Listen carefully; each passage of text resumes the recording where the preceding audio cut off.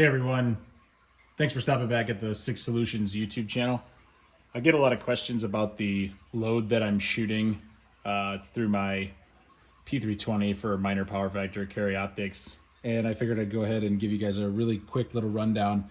I'm using once fired process range brass, mostly head stamp matched. A lot of it is Blazer, comes from a law enforcement range, a little bit of other stuff mixed in, but it gets roll sized, and then I actually run it through just to verify that I'm fully decapped, flash hole is clean, and I am resizing it. Just checking the sizing, I guess, not really resizing it.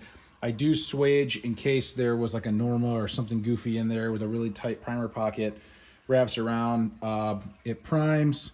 You got my flare die set up. I'm running VVN 320, reads real consistent 3.5 grain charge, yields me right around typically about a 135 power factor, maybe just a little under, depending on temperature, humidity, etc. And I use the lab radar to check and verify all that. And this is the load I've settled on.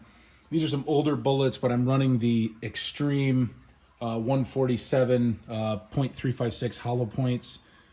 A lot of people are like, why hollow points in a plated bullet? Because it has an enclosed back, no exposed lead, blah, blah, blah.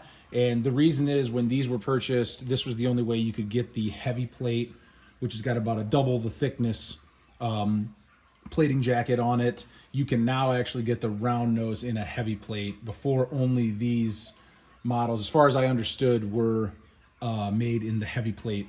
So that's why I was running these. They run really well. They run really smooth. But I probably will switch up to the round nose. I got a bunch of these and I've just been running them. So they have been working good.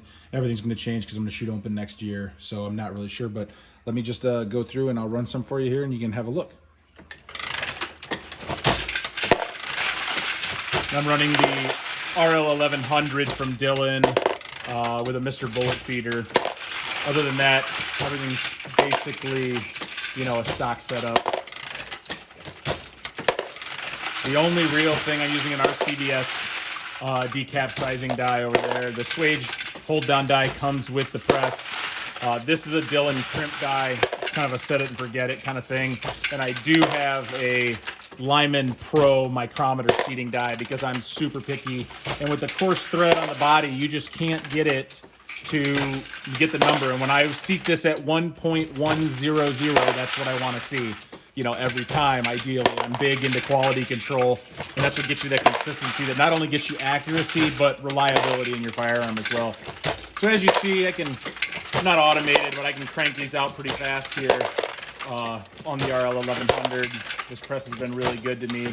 I do use a RCDS Charge Master as my setup scale, so I can really get real good weights out of the charges that I'm getting out of my powder measure. And I do like to I weigh them individually, and then what I'll do is actually take 10 charges out of the powder bar and weigh them. So like at 3.5, I take 10 charges. I try to see how close the scale will read to 35.00 because there's a little bit of variability in the scale. They're not, accurate down to the 100th or anything crazy like that. So that's what we've been doing, and stick around for some more content. Thanks. Have a great day, everyone.